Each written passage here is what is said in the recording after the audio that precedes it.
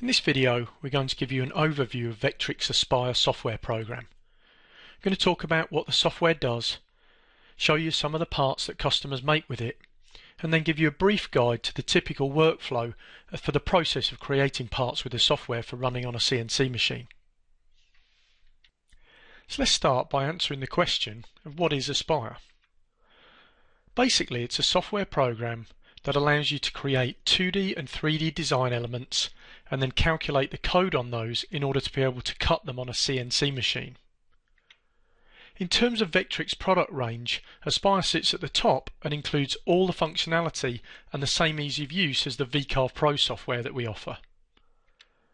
Aspire is designed to drive a 3-axis CNC router, and that does include those 3-axis machines that wrap either the X or the Y axis around the rotary. So more specifically, what does Aspire do? First of all, you have a comprehensive set of 2D design tools, both for drawing vectors and also for editing them, as well as for importing vector data from other software programs. You can also import photos and images to use as a basis for your 2D vector design. Once you've created 2D vectors, then Aspire includes a set of modeling functions that let you create 3D relief-style objects from 2D artwork. As well as creating 3D objects in the software, you can also import 3D models from other software programs that have 3D design capability. Once you've created your design elements, then Aspire has a large selection of toolpaths to choose from. These include 2D strategies such as profiling and pocketing, what we call 2.5D strategies like V-carving and texturing, and also for your 3D model, roughing and finishing, and there are many others to choose from as well. After you calculate your toolpaths, then we have a detailed 3D preview so you can see exactly what they'll look like before you machine it. Then you're ready to save those toolpaths in order to cut the parts you've created on the CNC. Later in the presentation, we'll expand on some of these points as we explain the standard workflow for creating a part within the software. Now what I'd like to do is take a few slides to show you some images of things that people have actually made. These have been taken from the Vectric user forum and are all things that could be made using the functionality within Aspire. On this slide, you can see a selection of wooden parts that would utilise the 2D and 2.5D features within the software. You can see these range from inlays for tabletops through to panel processing for cabinets, craft projects, and the stand for the church you can see on the right with the detailed scrollwork.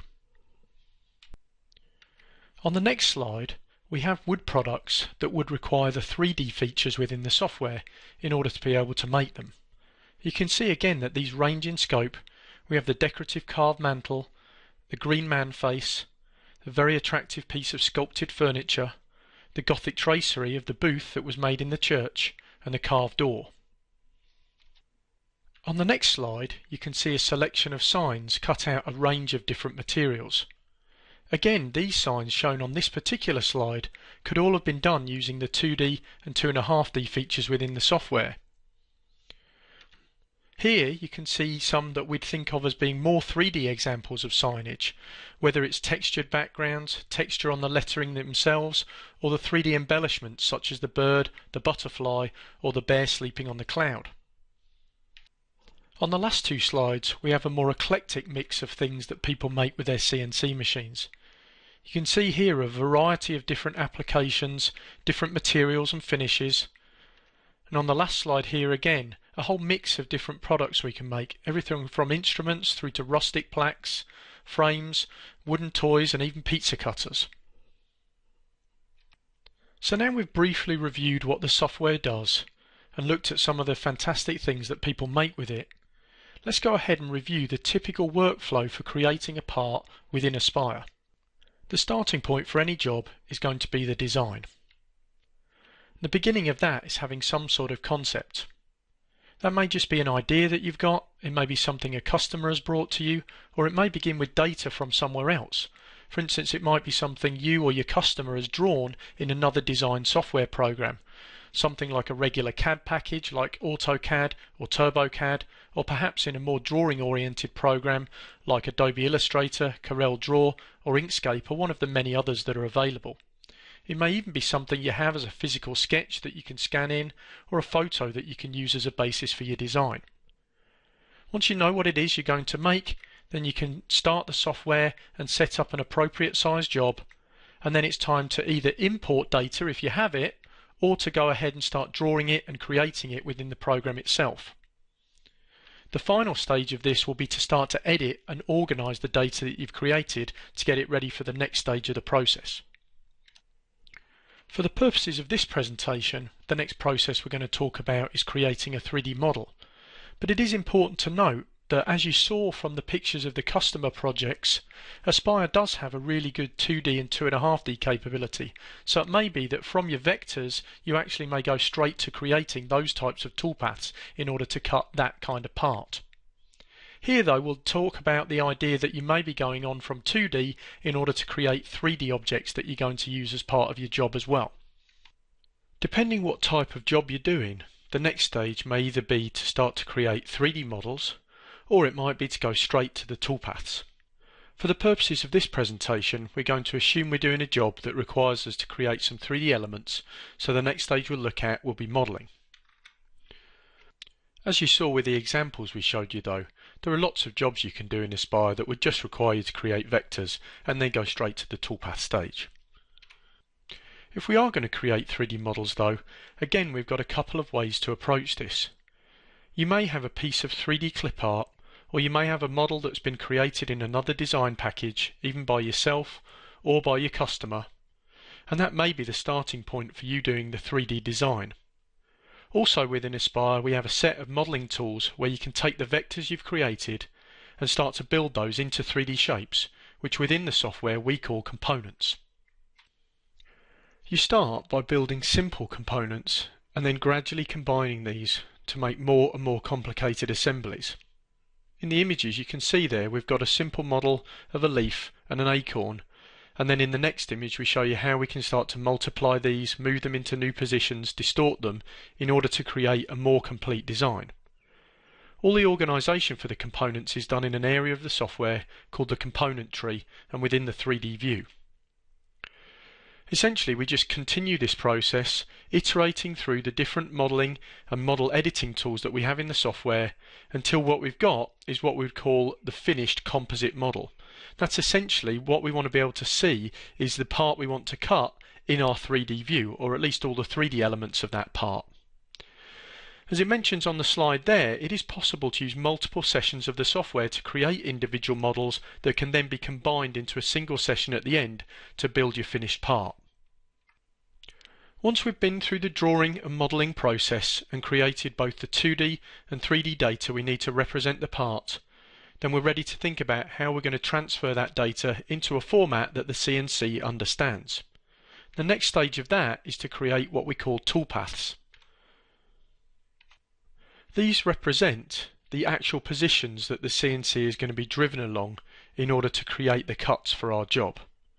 As such, the first job we need to do before we calculate any of these toolpaths is to make sure our material setup in the software is correct and matches how we plan to set up the material on the CNC. That includes the size of the material, the thickness, and also very importantly the X, Y, Z, 0 position or the datum. Once we're happy that we've got this set up correct, then we're ready to actually calculate our toolpaths. This is done by selecting 2D vectors and then choosing different toolpath strategies to associate with them, depending what shapes we're trying to replicate in our part. As Aspire has both 2D and 3D toolpaths in it, we can mix and match these as we need them. For instance, if we're trying to just clear off a flat plane, as you can see in the image shown in the middle of the slide, then we'd just select a vector and tell the software the depth we wanted to cut down to, and it wouldn't take into account the 3D model. However, when we come to actually machining the 3D model itself, then of course we do want the software to take it into account, and so we'd use a toolpath that specifically was going to go back and forward, actually riding the contours of that 3D object. And it's this combination of these different types of toolpath that really give you the power in the software to create a lot of different types of parts on a CNC. Once the software has calculated a toolpath, it displays it as blue lines in the 3D part of the interface. You can see examples of those on this slide. Now these are very important because they do represent the actual paths that the machine's going to follow in order to cut our part. However, they're not always that useful for us to see exactly what the part will look like before we cut it. That's where stage 4 comes in, which is one of the most powerful parts of the software, the ability to actually preview the toolpaths in a virtual piece of material. This is going to take the tool we've selected, all the toolpath parameters, and the actual path that we've calculated, and show us what that will look like once it's cut.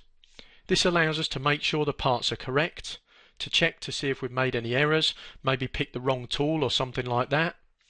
And also we can save images that we could send to our customer for them to give us approval on the job, or perhaps to use in our marketing literature. The preview is very accurate, so what you see on the screen is what you will get off the machine, assuming you've set up everything on your CNC correctly.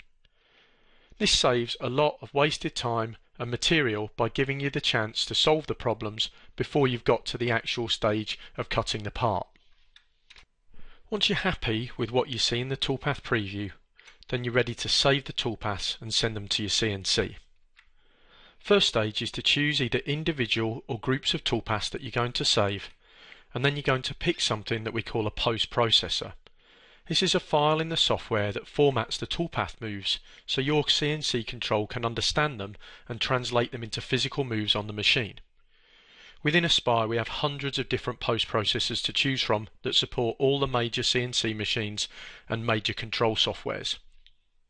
If you don't see your machine tool listed, then just contact Vectric support to ask them if we have a post-processor that you can use for it. Once you've chosen the post-processor, then you can hit the save button, save the toolpath onto your hard drive, and then you just need to transfer that across to your CNC machine, perhaps on a flash drive or over a network, and run each toolpath in the right order. And that should result in a part that's ready for whatever type of finish you want to apply to it. So now we've taken a look at Aspire, you've seen what the software does, you've seen examples of some of the great work that people produce with it, and finally there you've seen what the typical workflow is to produce a part with Aspire. Now it's time to start using the software yourself. If you own a copy, then you can install it from the disk and start working through it today, or you can download a trial version from the website and install that. After you have either the full or trial version installed, then you can work through the extensive videos and documentation and practice using the software and cutting the sample files on your CNC. If you don't yet own a CNC, then you can use the preview function within the software to see how your parts would look when you do have a machine and you can cut them. As you progress with the software, we have a great selection of resources to help you get the most from it. Within the interface itself, you can use the Help drop-down menu to access the context-sensitive reference manual. Online, we have the excellent Vectric user forum. Here you can either read the previous posts in order to see information on a variety of topics related to the software, or you can ask specific questions on the software or even on topics such as tooling, machines, finishes or material.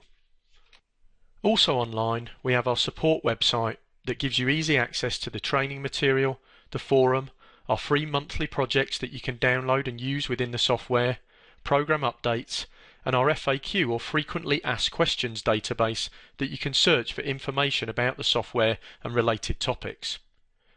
Also on there you have access to contact Vectric support directly if you want to ask a question or have them help you with something related to a Vectric product. So that almost concludes our presentation. We hope you enjoy using Aspire, and we also hope that you get involved in the Vectric community, whether it's by downloading the trial, joining the forum, working with our free projects, or perhaps even one day coming to one of our user meetings. Thank you for watching.